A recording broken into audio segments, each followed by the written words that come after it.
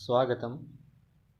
आज का मुख्य विषय है मम्मटाचार्य विरचित काव्य प्रकाश के अनुसार काव्य हेतु। काव्य का हेतु, हेतु का मतलब होता है कारण, यानी कि किसी काव्य के लिखने के प्रति क्या कारण होता है, वह कौन कौन से कारण होते हैं जो कि काव्य लिखने के प्रति उत्प्रेरक होते हैं। तो मम्मट ने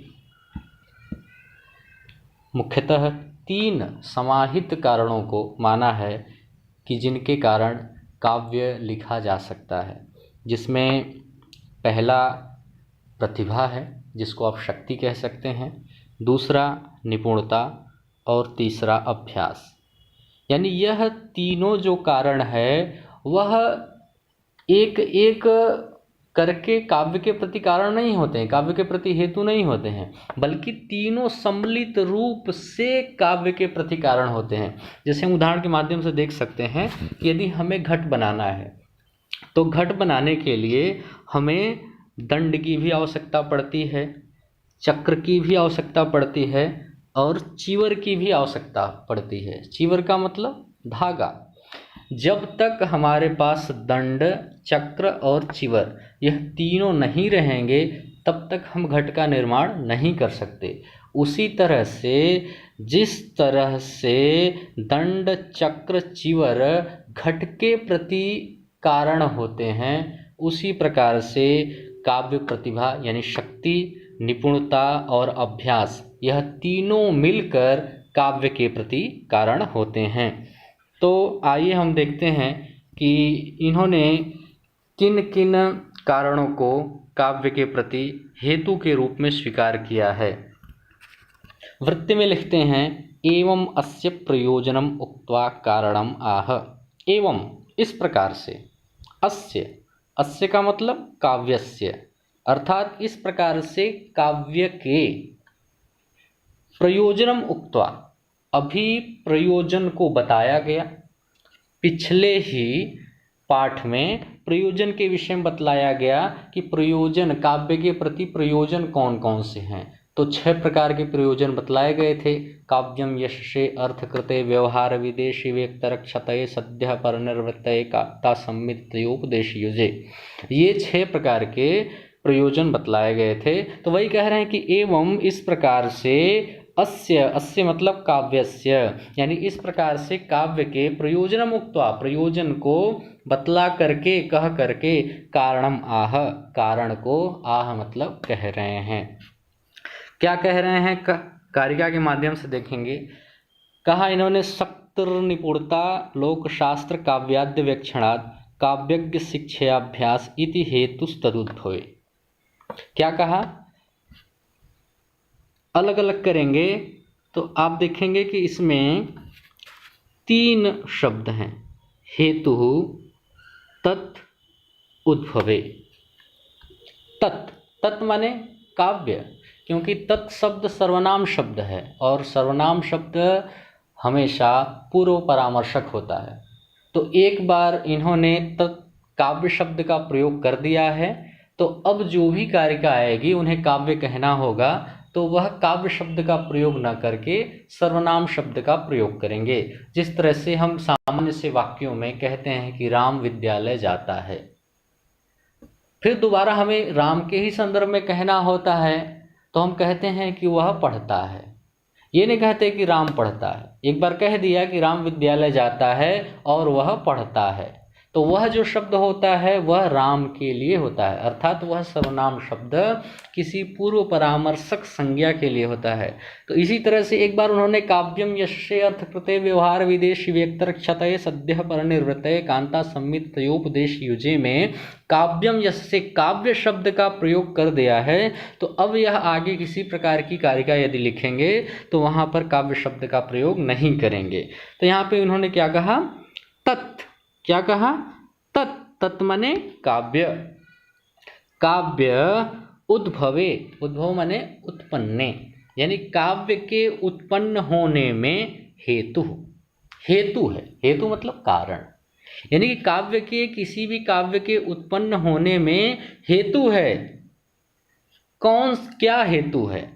तो अब पूरी कारिका को देखेंगे प्रारंभ से।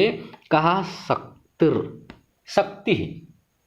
पहला उन्होंने हेतु बतलाया शक्ति।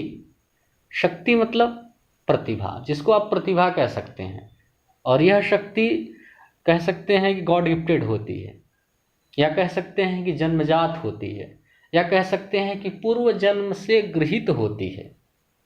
ऐसी ही शक्ति नाम से प्रतिभा रूप होती है, जिन्हें हम प्रतिभा भी कह सकते हैं, शक्ति भी कह सकते हैं, गॉड गिफ्टेड भी कह सकते हैं, या जन्म जन्मांतर से पाई हुई ऐसी कोई वस्तु कह सकते हैं। जैसे आप वेदांत सार पढ़े होंगे तो वहाँ देखे होंगे, तो विद्या के संदर्भ में कहा गया है कि जन्मनि जन्मांतरेवा, यानी जो विद्या वस्तु है वह एक जन्म में गृहीत करने वाली वस्तु नहीं है, वह जन्म जन्मांतर की वस्तु है। अर्थात विद्या कोई एक जन्म में ग्रहण नहीं की जाती, पूर्व जन्म की ग्रहण की हुई विद्या हमें अगले जन्म में प्राप्त होती है। उसी विद्या को हम प्रतिभा कहते हैं। आप देखते होंगे किसी छोटे बालक को बहुत ज़्यादा प्रयत्न करने की आवश्यकता नहीं होती है, किसी भी बात को एक दो बार आप बतलाइए वह समझ जाता है, सीख जाता है, याद कर लेता है। तो इसी को हम कहते हैं कि इसमें प्रतिभा है, इस बालक में प्रतिभा है, अद्भुत प्रतिभा है। एक दो बार उसको बतलाइए और वह उस विषय को बहुत ही आसानी से जान जाता है, सीख लेता है। और दूसरा इन्होंने कारण बतलाया निपुणता। पहला उन्होंने बतलाया शक्ति, शक्ति मतलब प्रतिभा, और दूसरा उन्होंने कारण बतलाया निपुणता। निपुणता क्या होता है? तो कहा कि लोक शास्त्र काव्याद्य वेक्षणात्। लोक मतलब लोक व्यवहार, जो हमें लोक व्यवहार से प्राप्त होता है उसी को निपुणता कहते हैं। और किससे प्राप्त होता है? तो कहा शास्त्र, शास्त्र से। जो हमारे बहुत सारे शास्त्र हैं, उन शास्त्रों को जब हम पढ़ते हैं उस पर विचार करते हैं, तब भी हमको निपुणता प्राप्त होती है। और किससे निपुणता आती है? तो कहा काव्यादि, काव्य आदि से। ठीक है, काव्य आदि के वेक्षणात्, काव्य आदि के वेक्षण से यानी पर्यालोचन से, उसमें आलोढ़न विलोढ़न से यह निपुणता आती है। तो अब तक इन्होंने दो कारणों को बतलाया, पहला शक्ति, प्रतिभा रूप शक्ति, दूसरा निपुणता। अब तीसरे कारण को बतला रहे हैं, काव्यज्ञ शिक्षाभ्यास। काव्यज्ञ शिक्षाभ्यास, काव्यज्ञ यानी काव्य को जानने वाले। तो काव्य को कौन जानता है? आचार्य जानता है। तो काव्य को जानने वाले आचार्य के शिक्षा के अनुसार, यदि कोई आचार्य है वह बतलाता है कि यह शिक्षा या यह विद्या इस तरह से हमें पढ़नी चाहिए, इस तरह से हमें उसका अभ्यास करना चाहिए। तो जैसा आचार्य आपको बतला रहा है, जैसा आपका शिक्षक बतला रहा है कि इस तरह से आप इसे पढ़ें, तो उस अभ्यास के, बार बार अभ्यास के कारण भी हमें काव्य के प्रति कारण उत्पन्न होता है। इति हेतुस्तदुद्भवे, यह जो तत् मतलब काव्य के उद्भव में कारण होते हैं। तो यह तीन बतलाया उन्होंने कि शक्ति, निपुणता और अभ्यास, यानी किसी भी काव्य के प्रति यह तीन कारण होते हैं। पहला प्रतिभा रूप शक्ति, दूसरा लोक व्यवहार से, शास्त्र से, काव्य आदि के पर्यालोचन से प्राप्त निपुणता, और काव्य को जानने वाले जो आचार्य हैं, जो शिक्षक हैं, उनके द्वारा शिक्षा के प्रति जो अभ्यास करवाया जाता है, बार बार यत्न करवाया जाता है, उससे जो प्राप्त होता है उसे ही हम काव्य के प्रति कारण कहते हैं। और यह काव्य के प्रति तीनों अलग अलग कारण नहीं होते हैं, काव्य के प्रति तीनों को मिलाकर कारण होता है। अर्थात इन तीनों में से यदि हम एक को भी निकाल दें तो काव्य नहीं बनेगा। काव्य के निर्माण के लिए ये तीनों की आवश्यकता अवश्य रूप से पड़ेगी। जिस तरह से हमने ऊपर बतलाया कि दंड, चक्र और चिवर, जिस तरह से घट के निर्माण के लिए दंड की भी आवश्यकता पड़ती है, चक्र की भी आवश्यकता पड़ती है और चिवर की भी आवश्यकता पड़ती है। अर्थात किसी धागे की आवश्यकता पड़ती है। अगर इन तीनों में से किसी एक का अभाव कर दीजिए तो घट बनेगा? नहीं बनेगा, दंड ही ना हो तो किस तरह से आप उस चक्के को घुमाएंगे? या फिर मान लीजिए आपके पास दंड भी हो और चक्का भी हो, लेकिन घट तो आप बना लेंगे, ठीक है, लेकिन उसको काटेंगे कैसे? उसके लिए आपको रस्सी यानी धागा यानी चिवर चाहिए। तो जिस तरह से घट निर्माण के लिए दंड, चक्र, चिवर तीनों की समवेत रूप से हमें आवश्यकता पड़ती है, उसी तरह से काव्य निर्माण के लिए प्रतिभारूप शक्ति, निपुणता और आचार्य के द्वारा बताए गए अभ्यास, यह तीनों की आवश्यकता पड़ती है।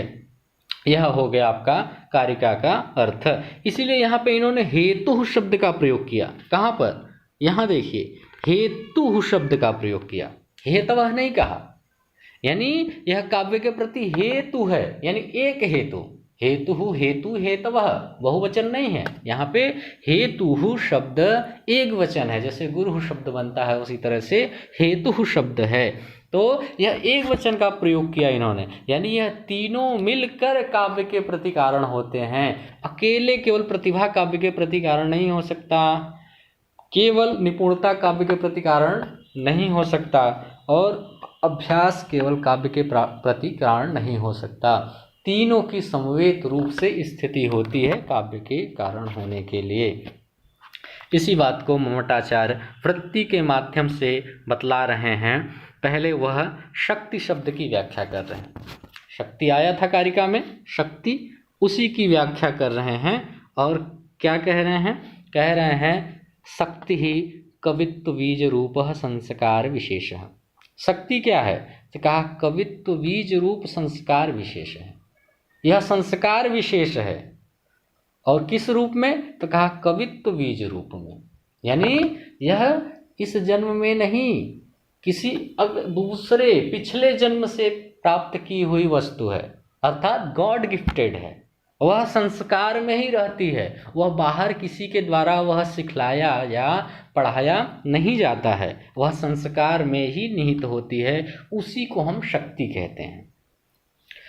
तो आगे कहा याम बिना काव्यम न प्रसरेत, जिसके बिना काव्य बनता नहीं है, यानी उस शक्ति के बिना काव्य बनने वाला नहीं है। यदि किसी व्यक्ति में वह प्रतिभा रूप शक्ति नहीं है, जो कवित्व बीज रूप में संस्कार विशेष रूप में है, वह यदि उस व्यक्ति में नहीं है जो काव्य रचना करने जा रहा है, तो उसके बिना काव्य बनेगा नहीं।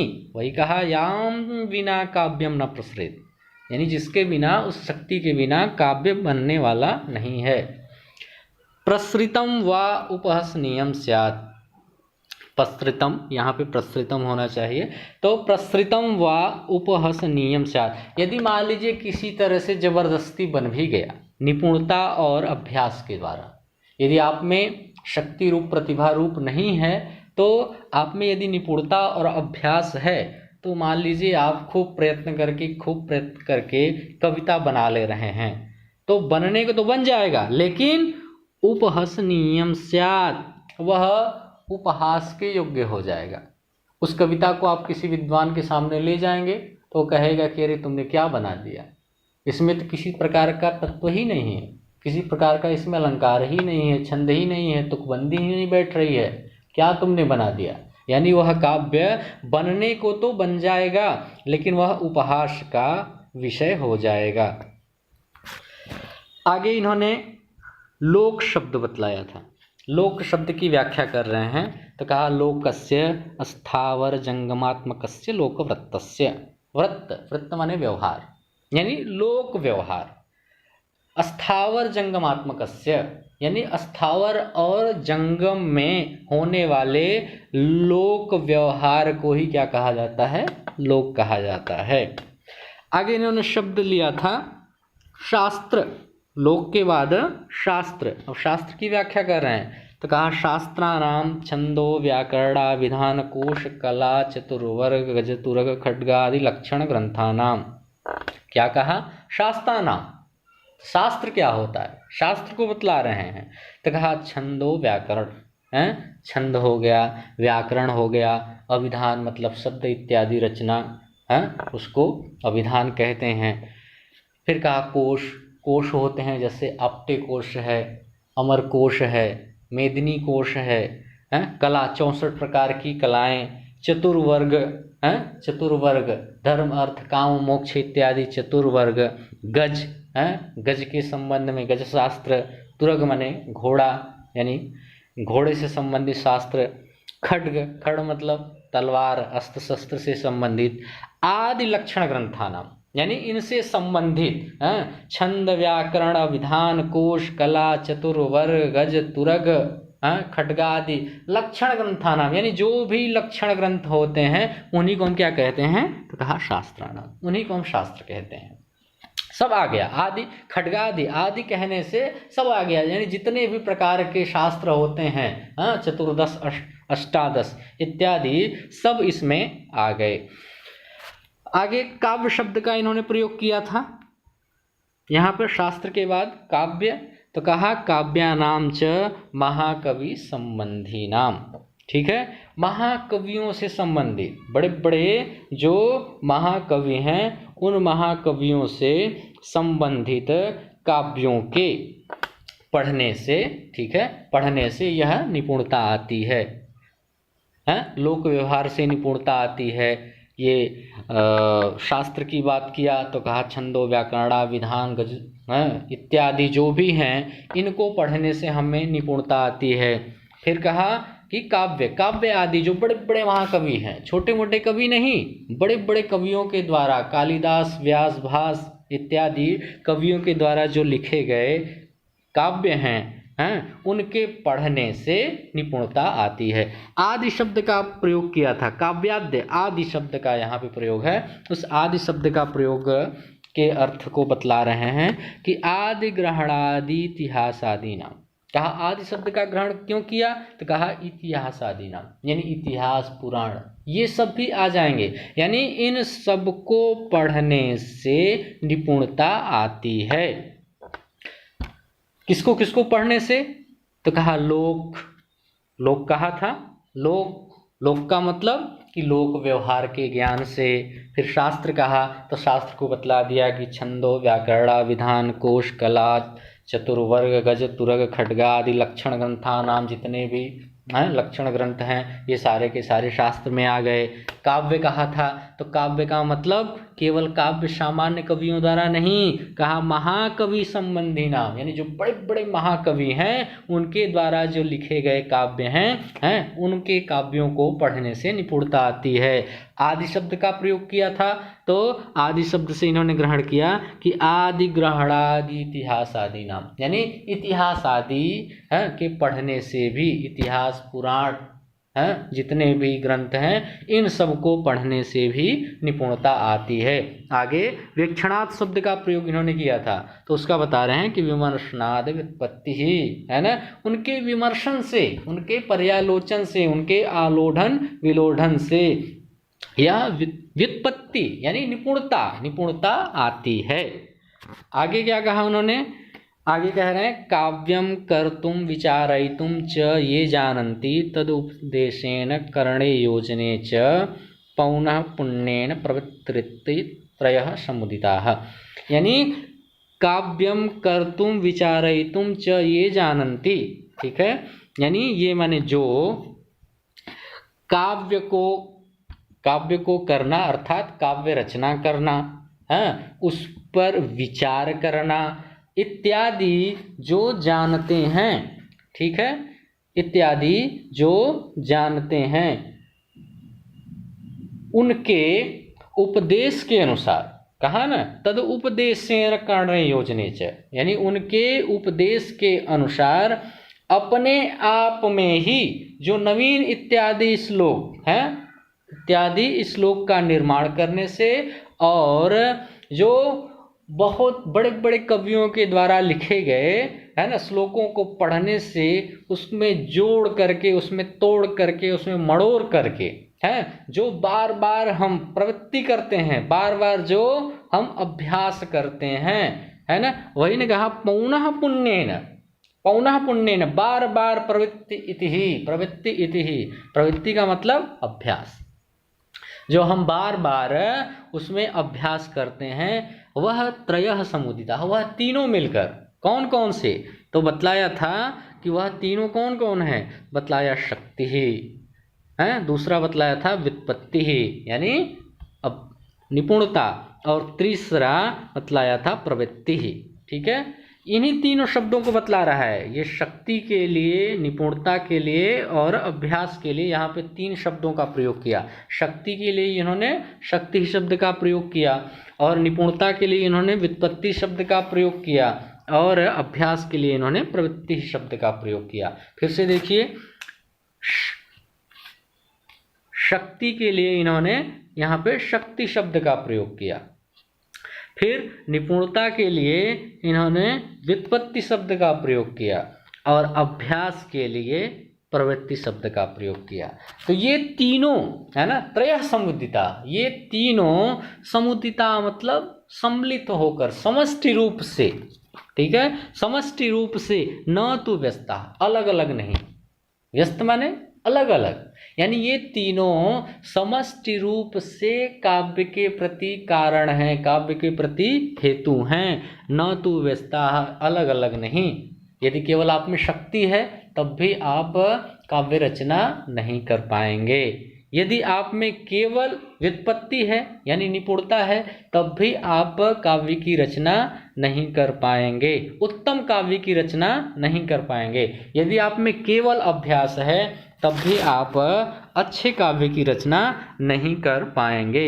इसीलिए कहा कि त्रयः समुदिता, ये तीनों सम्मिलित रूप से मिलकर, समष्टि रूप से मिलकर काव्य के प्रति कारण होते हैं, न तो व्यस्ताः।